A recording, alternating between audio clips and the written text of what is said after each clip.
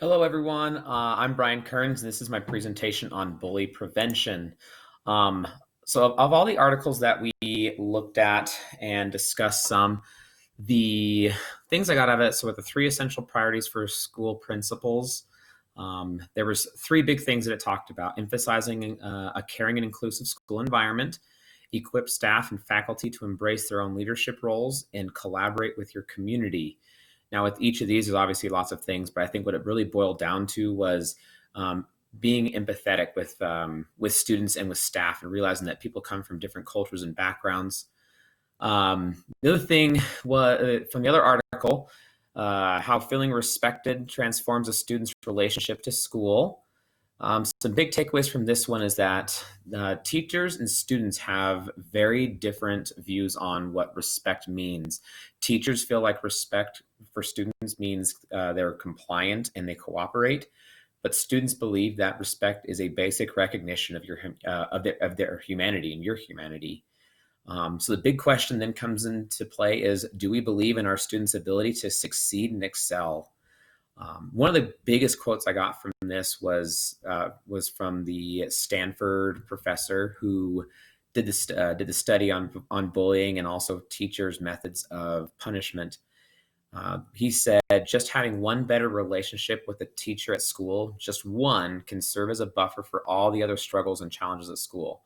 And so, with just one teacher being empathetic and listening to students, it helps them to succeed in everything. And that was really interesting one to read because I actually did participate in that study that Jason Akonafua did. The last two, creating a warm and inclusive classroom environment. Big thing with that one is that the way teachers set up their classrooms does make a difference. If the classroom is dull and boring and too brightly lit or not lit enough, that can cause students to struggle academically, but also behaviorally. But when teachers decorate their classrooms and use appropriate coloring and lighting, students engage better in class and they excel more academically. Creating class traditions also gives students a sense of belonging, and students should be enabled to express their needs and wants. And the big thing, too, is that teachers need to do a better job of actively listening to students. And then for the last article was strategies for building a positive learning environment. Effective classrooms encourage risk-taking, authentic conversations, and positive interactions. So with all these articles, what it really boils down to is what is the classroom climate? What's the school culture? Um, if we can model better behaviors, students are more apt to model those behaviors as well and not bully other students. Of the four articles that I read, I really focused a lot kind of on the proactive sense, bully prevention rather than punitive punishments. The first one was talking about kindness and how that can reduce bullying in schools. And it really boiled down to these warm, fuzzy feelings that kids desire and need, which really, warm fuzzies come from kindness. And as we model kindness to students, they in turn will want to be kind to others.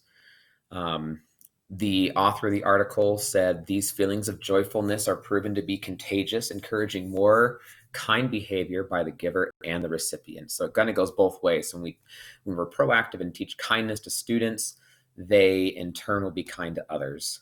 In the article, 5 ways to stop bullying. There are the five things they had were recognizing and responding to bullying, creating student-led dialogue is a big thing, and how they can talk to people who are bullying them or standing up for others. Encourage bystanders to become upstanders, meaning that they're helping students to stand up for themselves and to stand up for others when they witness different acts of bullying. Fostering safety and inclusion, teaching students that people are different no matter what, different cultures, different backgrounds, everything. And then finally, educating our community, because it's not just a school thing. A lot of students learn bullying tactics in other places, not just at school. The article about anatomy of school bullying really boiled down to a lot of the statistics of where bullying occurs most frequently. It did mention that bullying there is still some of a physical aspect to it, but it's becoming more and more of a verbal bullying or virtual bullying with the social media presence. And the last thing is, what are the best ways to prevent bullying in school? This one was more of like along the punitive side of things, but if you read into it a little bit more, you can learn how to be more proactive and do bully prevention instead of the reactionary things. Um, a lot of the bullying programs that are out there right now more teach the punitive side of things, and that in turn actually increases bullying. So there's a lot of bully prevention programs that are not effective right now. A lot of teachers just miss it, and they don't feel prepared on how to help students who are being bullied.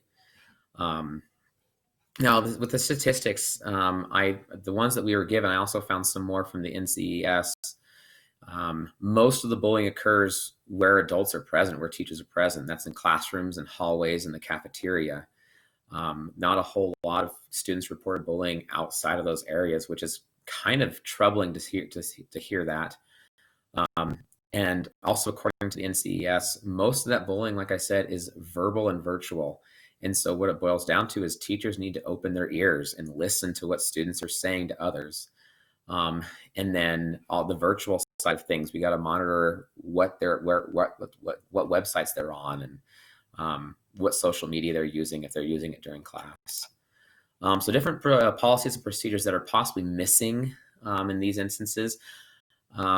A lot, according to the NCES and also with the Berkeley study that I read, most teachers feel like they need more training on how to prevent bullying.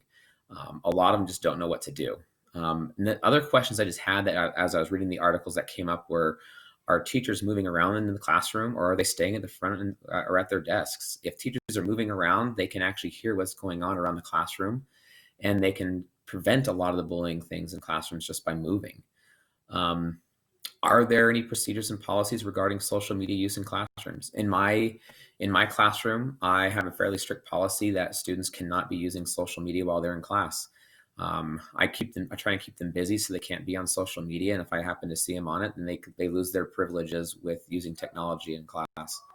And then finally, what proactive education is taking place? Like, are we actually proactively teaching kids to be kind to others? So those are some of the things that I was thinking maybe they might be missing, but wonderings I had throughout. And then finally, the solutions and how we'd see these things implemented, really like what results we'd see if they're implemented. The big thing is bullying prevention versus bullying punishment. Okay, are we acting or are we reacting? And obviously, acting is the better method. If we can prevent bullying, it stops it faster. So a lot of the methods that are the most successful are those preventative measures. And what it all boils down to, really, starting in the elementary school, moving up to middle school and high school, is teaching and modeling kindness. We need to use kindness when we're in the halls, when we're in classrooms, in the cafeteria as teachers. And as students see that, they're going to want to model it. Kindness begets kindness. And the kindness gives you those warm, fuzzy feelings, and kids want to have that. And when they experience those warm fuzzies, they want to then share that with other people too. So those were the things I really came up with as far as bullying prevention is concerned. And I really hope that we can really start to implement these more in schools. So thank you for listening.